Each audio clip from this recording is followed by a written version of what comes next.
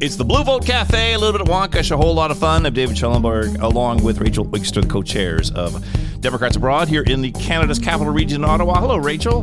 Hello, David. I needed a breath in the middle of it that time. You needed a breath. Yes, you did. I don't know why. Somewhere or other I made the introduction longer. No one's monitoring. Can you do it in one breath? Tune in next time to find out. Who's with us today, Rachel?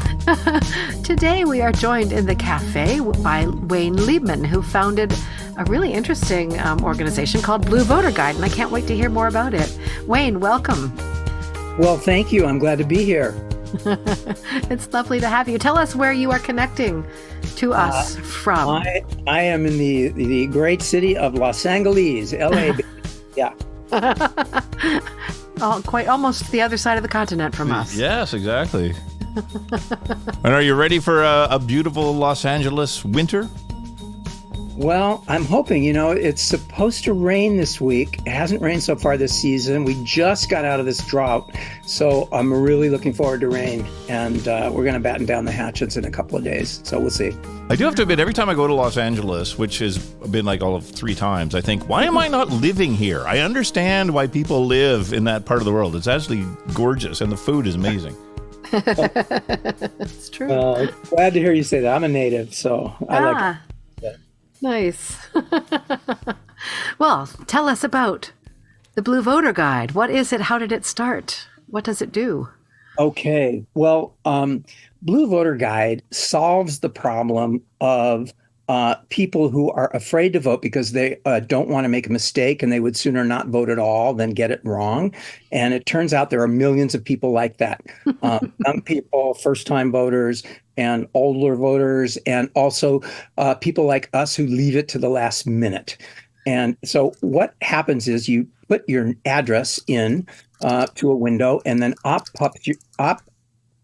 pops your ballot. Yep. And you see all the races that you can vote in, all the judges and all the ballot measures. And next to each of those is a list of trusted endorsers that are progressive, so that in an instant you get an x-ray of who the support is behind all these different candidates and measures. And so you can go and check everything off, and you can complete your ballot in minutes instead of hours. And when you're done, you can print it, save it, and share it. Take it with you when you go to vote, or just have it with you if you're voting at home. And we can unleash our full voting power.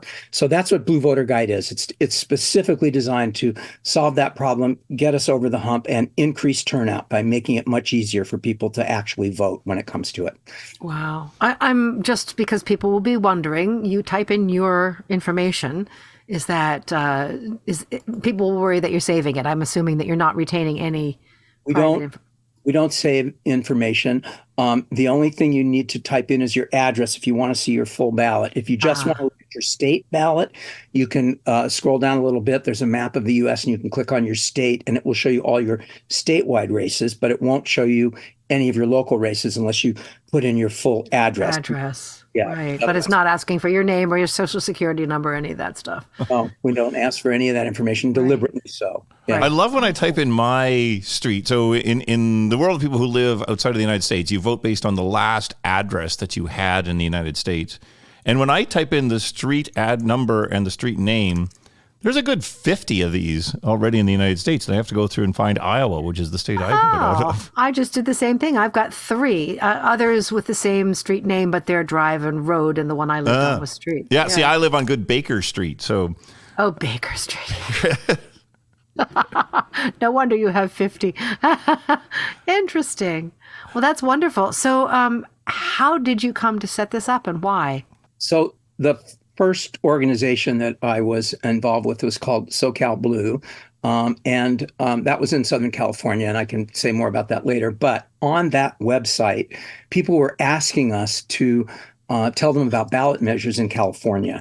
And so we got this crazy idea. We thought we'd have a spreadsheet embedded on the site where every row was a ballot measure and every column was an endorsing organization that was progressive. And then we would just go tick off the boxes so that you could go to that sheet, you could find the proposition that you were interested in and just read across the row and see what the support was. So you got that X-ray again. This was real popular. Thousands of people used it. So we did that in 2018, 2020, and then we thought, well, gosh, this is a really good idea. Nobody's doing it that way. And there's these other sites that we're aware of where you type in your address and you can see your whole ballot. Maybe we should do it for California. So we decided to go ahead and do that. And that was the beginning of Blue Voter Guide. There's a longer story associated with that, of how it got going. But we were ready by the 2022 election. We went live with this. And we not only did California, but we did 8 other states, which were the Field Team 6 battleground states. And that was too. And then we did many elections in 2023. That was kind of a building year where we made a lot of improvements to the guide and made it much more elegant. And it's the beautiful site that you see now. And then, of course, in 2024, we're doing all 24 states. And this is absolutely amazing for those of us, I guess, people who live in the United States. But when you live outside of the United States, nowhere near where the location is that you vote, it's really hard sometimes to find information on who to vote for on your ballot. Yeah. And when people are outside the U.S., they vote in the district that they were living in at the last district that they had in the U.S. Yeah. Usually, yes. Okay. Well, that's great. Yeah, I mean, there are exceptions. It's not a law, it's a guideline. Mm-hmm. But it can be really hard because sometimes you go and you look at your ballot and you've got 30 different things to vote for, and you start Googling at the top of the list to find out information about it. And somewhere around halfway through, you just give up because you've already been doing it for 2 hours and you're out of time. Well, that's the key. And that's what this guide really is. And I can tell you a little bit more about it by asking you a trick question. Uh-huh. Who won the 2016 election in the U.S.? All right. So because it's a trick question, I'll tell you the answer. Okay. I'm curious. Okay. So Voldemort got 63 million votes. Yeah. Right. Hillary got 66 million votes. But the winner were the 100 million people who could have voted but didn't. They won the election. That's a huge untapped reservoir of voters. And as you may know, we don't have a red-blue problem. We have a vote-no vote problem. That's if everybody is eligible to vote. And so studies were done, deep dives were taken to see who were these people. And it turned out a lot of them were young, and a lot of them didn't want to vote because they were afraid to make a mistake on their ballot. So the question is, what can you do to make it easier for people so that they don't have this fear? They can get over that hump. And that's what Blue Voter Guide is addressing. You can study for hours and as you described, and go through all that. That's one way to do it. But there's this quick X-ray where you can just see who supports who you're looking at. And then you can make much more rapid and confident decisions. And that's what we built. We built it exactly for that. And you've got quite an impressive list of endorsers on your site. Off the top of your head, do you know how many organizations are you linked to from there? I think it's probably around 1,000 when you add up all the states. But there's right. Yeah, but we haven't done all the states yet. We're continuing. No, I noticed that you've done a handful of states. Right. I think 17, but there's more. We're adding more now because we're getting into primaries for 2024, and we're going to be covering every state. So there'll be endorsers in every state, and that map will fill out. Amazing. So how do you choose or vet the endorsers? It's kind of an interesting thing. We look for trusted organizations on the left. These are that are progressive. I don't know, left has a connotation that some people don't like, but it's progressive liberal organizations that are trusted. And the issue is, how do you find them? And what we end up doing, I have a team of about any given time, it's maybe 60, 70 volunteers. Wow. You start by looking at the candidates' websites and seeing, they will list the endorsers for you. Mm-hmm. So you can click on those endorsers or look them up, see who the endorsing organizations are, and go back to the endorsing organization website. And then we look at who else that endorsing organization is endorsing. And if they are by and large endorsing candidates who are progressive and blue, then we will include them in the database, and we'll trust those. But we have to be constantly evaluating it, and we want to use people that are on the ground in the states who know the states, because sometimes we'll get it wrong. And, we need to go back in and say, oh, this is not an endorser we want to have. They are endorsing all kinds of people that we don't want. And once we pick an endorser, we don't cherry pick. We don't just say, oh, we're going to use you for certain candidates. The endorser, whatever they endorse, that goes in across the board. So we're careful with the endorsers, but there's many that, that are a fit for us, and so that we use them. Well, I'm seeing some I've never heard of before. Her bold move, laser focused on electing women to seats that have historically been held only by men. Vote nice. Mama. Yeah, increasing the political power of Democratic moms by disrupting the systems that hold women back through direct financial support, mentorship, and endorsements. Those are two organizations I'd like to know more about. It's a wonderful list. Right. So this is a page on your website called Endorsers, and every single state has got... Not every state yet. Well, not every state, but every state will, according to Wayne. We heard it here today. Every state will have a list of state-specific endorsements. This is a really incredible thing, and this is all built by people who just are happy clicking on candidates' websites and clicking through to the endorsing organizations. That's amazing. I have my elves, to do that. They are really, really into that. Some people, I work with volunteers a lot, and some people just want to work behind the scenes. They want to be on their computer. They want to do the research. They love that. And they just love the idea that they can contribute by doing that. Yeah. So we make the endorsers clickable, as you've discovered. You can yes. But we want people to know who they're trusting. So, and when you're looking at your ballot, the endorsers listed there are the same. They're all clickable, and you can click on it, and then you can go to the endorser website, and then you can see who else they're endorsing and what their criteria are. And we let people do that if they want to do that, want to make that available. And the candidates are also clickable. You can click on the candidates on your ballot and find out more about them, whatever else you want to know about them. And there are some interesting ones on here too. Professional firefighters of Nevada, and talk about environment hazards encountered for firefighters. So these are organizations that I never would have thought of as going out and endorsing somebody for an elected position. Yeah, we for an endorser to be considered, they have to have a website or a Facebook page, because that's where we go when we scrape the endorsements. And it can't just be that somebody tells you that somebody's for something. It's got to be there so that we can link back to it, so people can look at it. Right. You've got major papers here too. I see the Miami Herald listed for California. Okay. Sounds like it might be in the wrong column. No, Miami Herald is also listed for Florida. Interesting. And what about when you get, especially if you're a Massachusetts voter, as I am, when you get your ballot, there are always many what's the word I'm looking for? Turgidly written ballot measures. Do you also look at those? I hate that. Yeah. I don't even know what that word means. It means just what it sounds like. Oh, okay. I mean, they are dense, and they often are worded in such a way that you're sure they're trying to trick you to think no is yes. Right. They often are. And they often are. California is particularly that way. And there's a huge amount of money that's spent on advertising, a lot of which is bogus in California.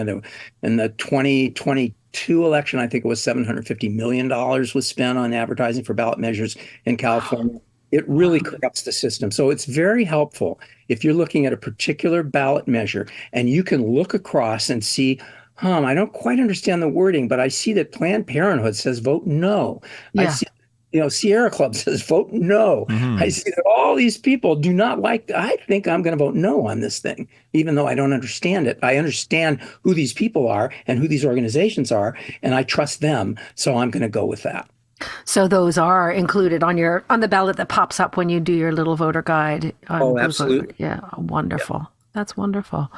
Because I spend, as David said, the research you have to put in sometimes to do to decide how to vote can be very daunting. Yeah. And it's not just the ballot measures.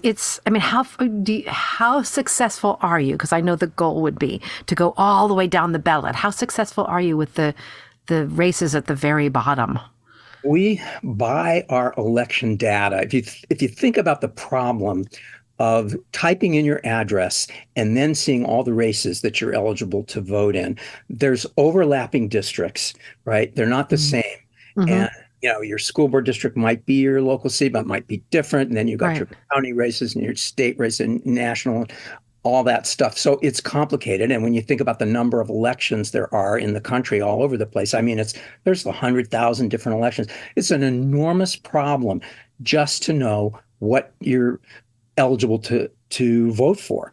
So we buy that data from a national vendor. It's a reputable, nonpartisan company that goes out to Secretary of State websites and registrars and so on, and they give us that data. We access that data through the API that they provide, and we pull that fire hose into Blue Voter Guide, and we populate all the data. They have promised us in 2024 that they are going to give us every race in the country. Now, I don't believe that. I was wondering about that. Yeah. I don't believe that, but I mean, I just had a back and forth with them. I mean, we're populating California now, and I noticed that there's a school board race in Orange County in California, and it's not in the data that we're getting. So I have my contact there, and I wrote him an email. I said, hey, are you planning on covering the school board race in Orange County? So let me get back to you. And so day I got an email. He says, yes, we're going to be doing that. Just hang in there. We've got that, So I think they're scrambling to try to make good on this promise.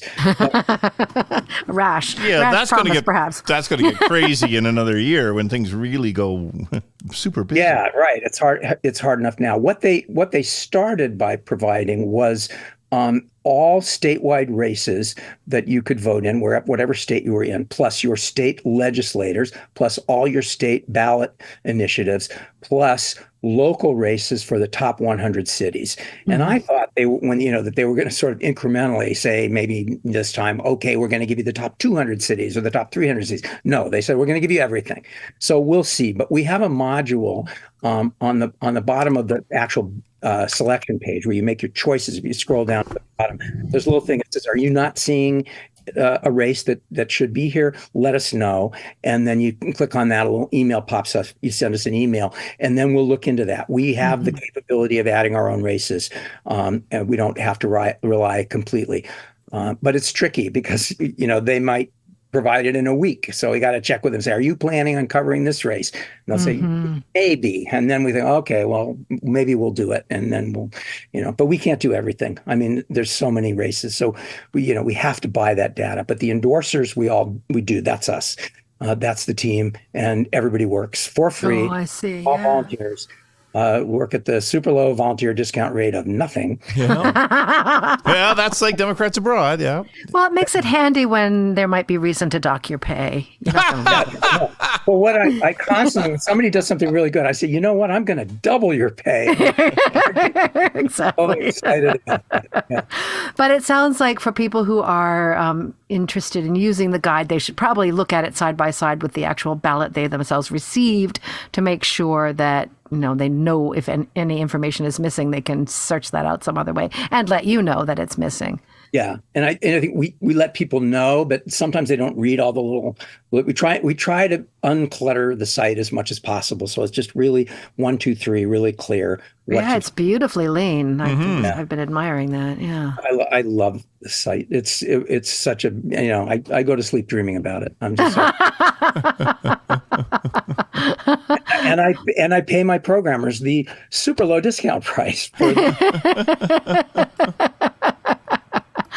They have really literally done millions of dollars of work to build this site. I mean, it was a really complicated problem to build it. And it's an incredible site. And we should mention that there's a little video on it that gives you a demo of how it works, which is... Yeah, if you're unsure, just click on the video and watch it, and it will point out all the things you need to know about how to use the site. Right. And I also see that you can view a Spanish version as well, which is wonderful. We have a Spanish version of the site. It's up in the menu at the top. You just click on, Espanol, and then everything becomes Spanish, except ballot measures, which that text comes from the state, and the state doesn't provide that. So because of that problem, and because of the fact that there are probably another 20 or 30 languages that we want to do, and we right. do them all. We're creating a little module where we're going to show people how to get Google to do it. Google will translate the entire site. The translation isn't as good as when you have a professional translator do it, but it's a translation. So that's our next module that we're going to roll out, where if somebody, is a native, speaks Vietnamese or Korean, we have a lot of that, there'll be a page where it says, okay, if you want to see everything in Korean, this is how you do it, 1, 2, 3. And then they can make the site appear in their native language. Awesome. And then they'll get all the ballot measures in their native language, which would be great. Although you were making me laugh with that idea of translating the ballot measures, because they're already in impenetrable prose. You know the saying about poetry being what's lost in translation. Trying to imagine. They say things that everybody should be able to understand, and probably could in a way that nobody can understand. Exactly. When you finally drill down to what it is, it's a very simple question often, with an obvious answer. And you also link to something called voterizer.org, which is new to me. Well, now you're taking us into Field Team 6 territory. So Field Team 6 is a sister organization of Blue Voter Guide. I hold a hat at Field Team 6. I'm Director of Operations at Field Team 6. There's a lot awesome with that. But Field Team 6, its motto, as I think you may recall, is Register Democrats, Save the World. It is a partisan voter registration organization. They're interested in registering Democrats. They're not particularly interested in registering Republicans, as we are not. Blue Voter Guide are not particularly interested in helping people vote for Republicans. And you can do that. You can be partisan. You can't refuse to register somebody if they want to register as Republican, but you can erect a force field around yourself that drives people away from you who might want to register. And draws in people who might want to register as Democrats. That's what Field Team 6 does. And Jason probably told you that whole story. So I think Yes, we should say for listeners that if people are just tuning in now, we did interview Jason Berlin from Field Team 6 just a few weeks ago. And it's a wonderful interview, and it's a fantastic organization. Yeah. So. And plus, Jason's really funny. I just wish I could be as funny as Jason. He was a lot of fun to talk to, for sure. So, but Voterizer was there are many sites that will answer questions like, are you registered to vote? And, what information and all that stuff having to do with registration. Can I vote online? You can't vote online, but can I get my ballot sent to me? In California, it's automatic, but in other states, you have to request it. So all that kind of stuff around voting, there's all these websites. And it turns out most of them have, I think every single one of them has what we call the leaky funnel, which means that people start out on the site and they think, okay, I'm going to find out what I need to know. I'm going to find out if I'm registered, and I'm going to find out about, voting by mail. And then they have to enter all this information about themselves. And then they kind of get lost in that. And then they just kind of lose heart, and then they go away. And that's what the field was like. And then so Jason said, you know what, we just got to do it ourselves. We got to have our own concierge site to answer questions for people who want to know if they're registered or not, and if they want to know when the dates of their elections are, and if they want to know what the deal is with voting by mail. So Voterizer was built for Field Team 6 from the ground up, and that's what that is. And so we linked to Voterizer on the SoCal, on the Blue Voter Guide site, and the Field Team 6 and Voterizer link back, of course, to Blue Voter Guide. And it's a really interesting site, the Voterizer. If you look at it, you can see, and it's got all the different languages. Well, actually, no, it doesn't. It has all the different states. It just has Spanish. Yes. But it will tell you everything you need to know, and it doesn't lose you. You don't have to input your address, kind of like Blue Voter Guide that way. Blue Voter Guide, you need your address if you want to see your ballot. But all you have to do on Voterizer is say what state, and then it will give you the information. It'll go to the state. And you don't have to give them your email or anything like that, and it will take you to it'll take you to the active link on this Secretary of State for your state, where you have to do business with the Secretary of State. It'll take you right there. So that's the point of sites like that. So that's what Voterizer is. Got it. And I'm looking at it now, and you have warmed my blue heart by having Vote From Abroad, by linking to us there. It could be higher up on the page. But Jason, yeah. It's fantastic that it's there, because as our members and our listeners know, we advocate for citizens living outside the country to register and request their ballots through a vote from abroad and not directly with their state for a raft of reasons that we've gotten into in other episodes. Right. And for those of us who can vote in U.S. elections but have never really lived in the United States, this concept of registering to be able to vote still strikes me as weird. Like, why are you not just able to automatically go and vote? Right. Well, we know why, don't we? Mm-hmm.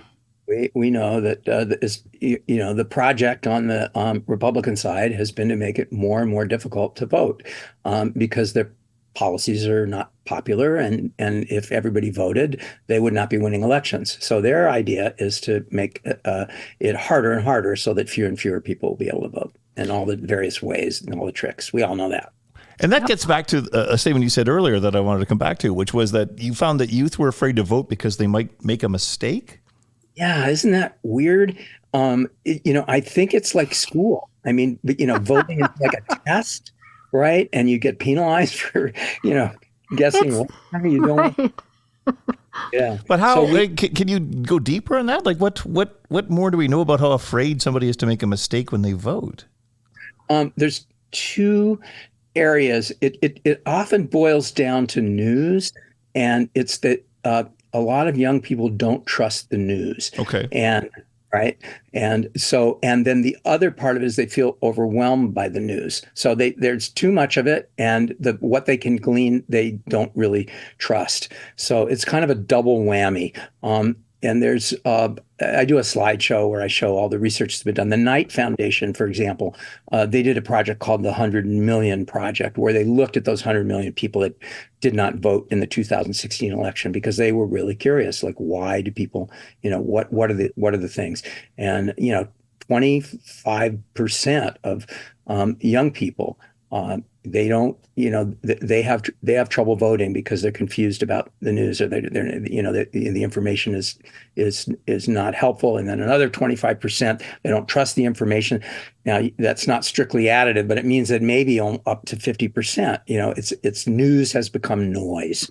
Yeah, that's a problem. But is some of this because there is no such thing as a perfect human? There's never a case as a perfect candidate either. Like there will always be, and negative ads are frustrating, but they do sometimes point out foibles that somebody has made in the past. And it's just people are afraid to vote for an imperfect candidate? I don't know that it's that so much. Oh, okay. They don't want to vote for some name that's just a name. And they don't really know. Like, if you think about judges, everybody tears their hair out about judges. It's only in the last few years that we've become conscious about how important judges are. Yeah. But nobody knows judges. I mean, I think there's a good case for you take qualified candidates for judge positions and just pick them by law, because people, it's like you might as well throw darts, because if you don't know them. But that's where a site like Blue Voter Guide comes in and says, well, these are the organizations that support this particular candidate, that say vote for this candidate. Well, and for those of us outside the United States, they're still flabbergasted that judges are elected. Like in Canada, it's a job that you apply for, and a panel of people sit and determine if you're qualified to be a judge. Yeah, right. Yeah, it's only some jurisdictions where they're elected. It's not all of them in the U.S. Yeah, even more confusing. Yeah. And who's on the panel? Who gets to be on the panel? How's that work? Yeah. I want to say, though, it's not just youth who are afraid to vote. It's new citizens, particularly depending on what country they come from. It's people who, who haven't had that option. Yeah. And it's a whole new thing. That was the serious thing I wanted to say. The more frivolous thing I wanted to say was, it reminds me from way, way, way back in my television viewing history of an episode of Barney Miller. Yeah. Which I'm assuming at least Wayne has seen some Barney Miller, but but it took place, this episode, of course, as they all did, took place in the police precinct, and it was elections day. And I don't remember which of the officers was worrying the entire episode about voting, because he was terrified he was going to make a mistake. And at the very end, Barney Miller said to him, go vote. And he said, but what if I'm wrong? And Barney Miller said, but what if you're right? I really became aware of this when there were groups of people in Northern California, Sonoma County, Swing Left was sending troops down to Central California to register people to vote, young people, people who were Latino, and they got resistance. And when they had conversations with some of the kids, they said, well, it's too hard. And so they began to take with them little postcards that had a QR code of Blue Voter Guide on it, and gave out the postcards to these people when they would register to say, no, we got you covered. Go ahead and register. And when it's time to vote, you just point your phone at this QR code and Blue Voter Guide will help you. And you'll see it's much easier than you think. And I didn't even realize the potential of that. And also for GOTV. When people would say, yeah, it's a chore. I don't know. It's raining or whatever. And I say, well, tell people about Blue Voter Guide, hand out the postcards. We tell that to activists with the QR code so that people can just go to the site and they can see that it's fun. It's actually fun to use Blue Voter Guide. So, yeah. That's wonderful. Do you have any sense of how many people have used it to date? We do track that. In the first, in the 2022 election, where we only were active by the time of the general, and we had like a 2-month run. And 50,000 people in the 9 states that the guide was active in used the guide. Wow. And I was pretty happy with that for something that was absolutely new, that nobody knew about, that was only people were only hearing about by word of mouth. That was great. And then we did these other states. We did another 8 states in 2023, which is an off year. We had another 25,000 people use it. Wow. 2023. So 75,000 people have used it. But of course, we need 75 million people using it. Lots of growth room. Yeah. And that's where you guys come in. You're going to only do this podcast from now on. That's all you're going to do. Play it again every time some people get it. Well, and also on your homepage is a link to volunteer. And I was just reading through your volunteer form, trying to think, how many volunteers you really need? Because this strikes me as a very, very manual process to go and look at every single item on every single possible version of a ballot that's going to come along in 2024. When we shifted to when we decided it wasn't going to be a sheet anymore on the SoCal Blue website, but that it was going to be one of these sites where you type in your address and we're going to do the whole state of California. I was terrified. And worse, all the other people that had worked on that spreadsheet said, yeah, good luck, Wayne. We're not involved in that. And so I just thought, okay, what am I going to do? So I ran crying to Jason and I said, what do you think? He said, oh, this is great. Yeah, but we shouldn't only just do it in California. We should do it in all the other 8 states. Oh, good luck with that.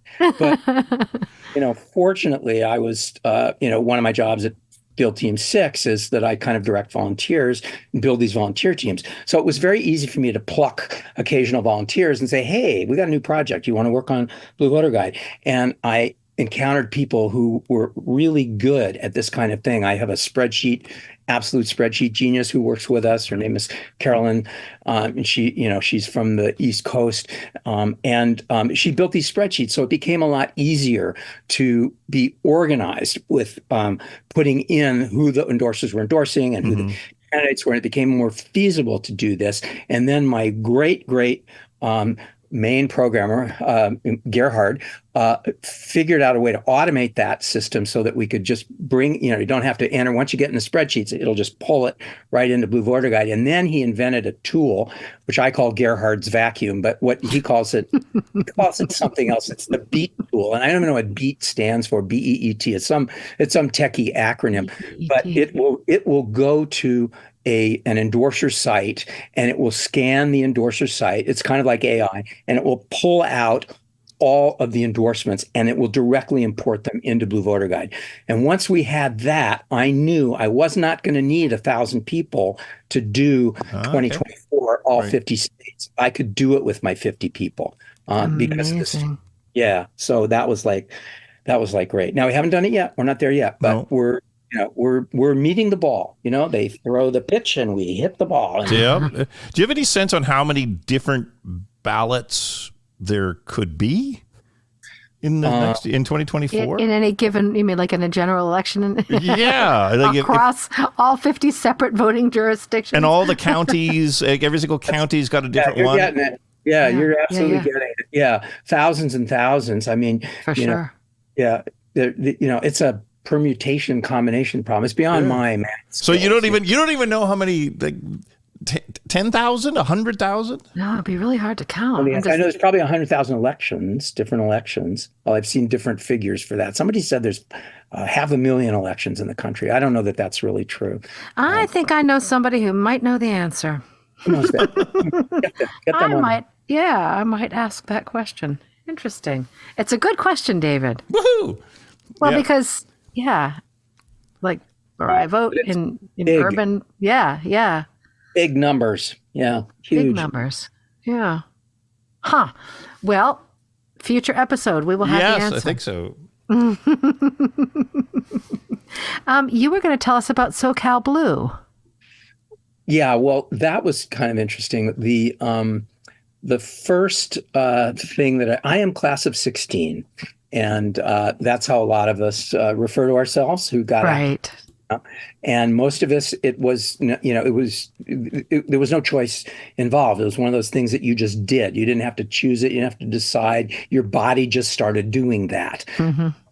And I was in Southern California, and I know that feeling. Yeah, your body sort of gets involved in an election, whether your head thought it was a good idea or not. yeah, it doesn't matter. Yeah. So, Swing Left had just started, and basically at that point it was a website. I think they had one page. Indivisible was getting started. It wasn't anything. It was just a sheet. It was a Google Doc that people would hand out. But what Swing Left said was, there are 5 swing districts. There are 5 districts surrounding the city of LA where the congressperson that won was Republican, but that Hillary actually won in that district. So by that logic, there were probably enough Democrats in those 5 districts that we could, call them swing districts. And so there were these 5. And so let's go get these swing districts and make them Democratic. How do you do that? Nothing. Nobody knew anything about how to do anything. Wow. Right? So it began with the great Karen Bass, who started through this PAC that she had called Sea Change. She started hiring buses to take people up to CA 25 at the time, which is now CA 27, just north of LA, and to do deep canvassing. And this was early in 2017. And just knock on doors and say, hey, we're here, and don't lose hope. And let us get back to you and tell you more when we have candidates.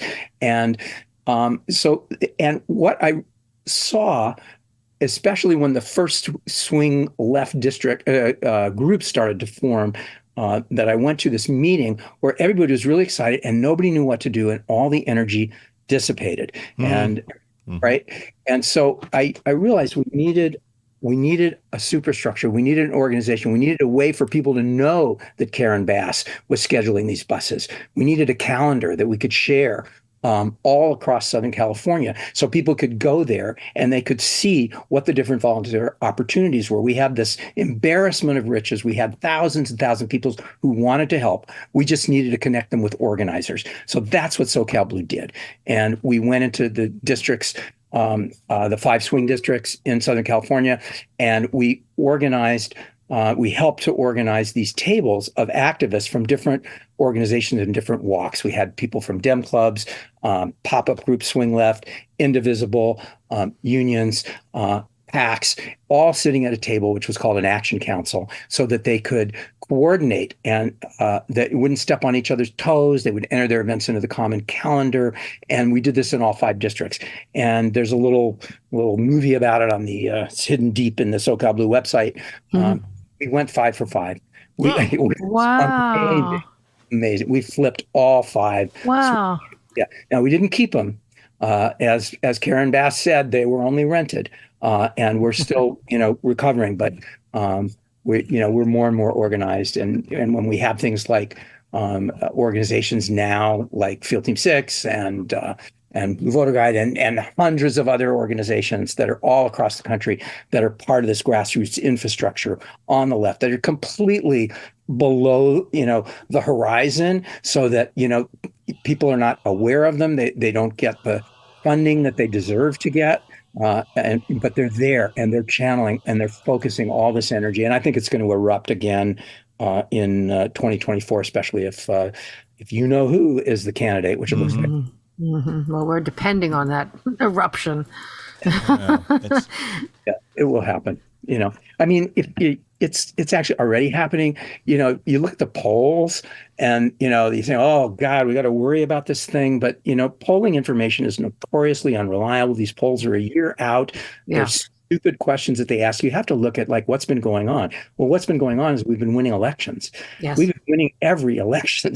We only lost that one big election, 2016, but we've been winning in 2018. We've been winning 2020 and 2022. We've been winning special elections all over the place. And we only lost 2016 for technical reasons. Oh God, that was a perfect storm. I'm going to get into that. Yeah. So, yeah. Well, you give us hope. Yes, exactly.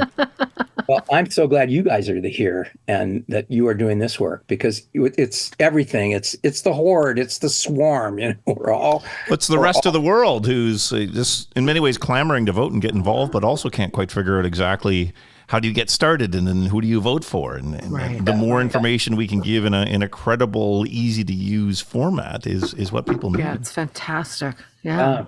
Blue Voter Guide, baby. That's where you go. Absolutely. Vote smart. Oh, I was about to read your slogan and I got it wrong. Vote fast, smart, and blue.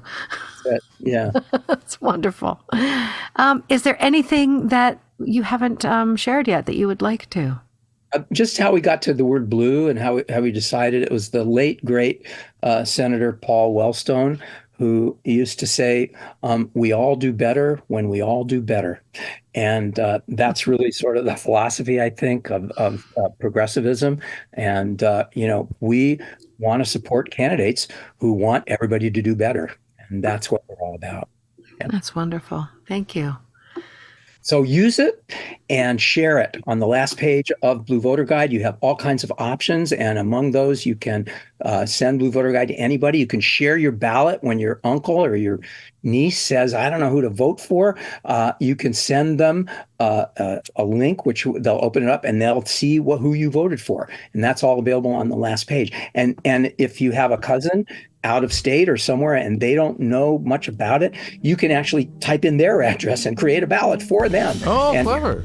Right? It's not a ballot, it's a guide. Yeah. And you can send them the link and say, here, I made this for you. Take a look. This is how this is what I think about your election. Wow. You've thought of everything. That's amazing. Well done. Yeah. And thanks for coming today to tell us about it. I really appreciate it. Yeah. Thank you for asking. Thank you for being here. Thank you for your great questions. This was really a lot of fun. And and next time I'm going to take lessons from Jason. Want to be even funnier. That may be an inborn. I think you're well underway. You're doing pretty good. Absolutely. Well, thank you. Thank you so much, guys. Yeah. Much appreciated. I'm Rachel Oikster with David Schellenberg in Ottawa, Canada. Thank you for listening to Democrats Abroad, the Blue Vote Cafe.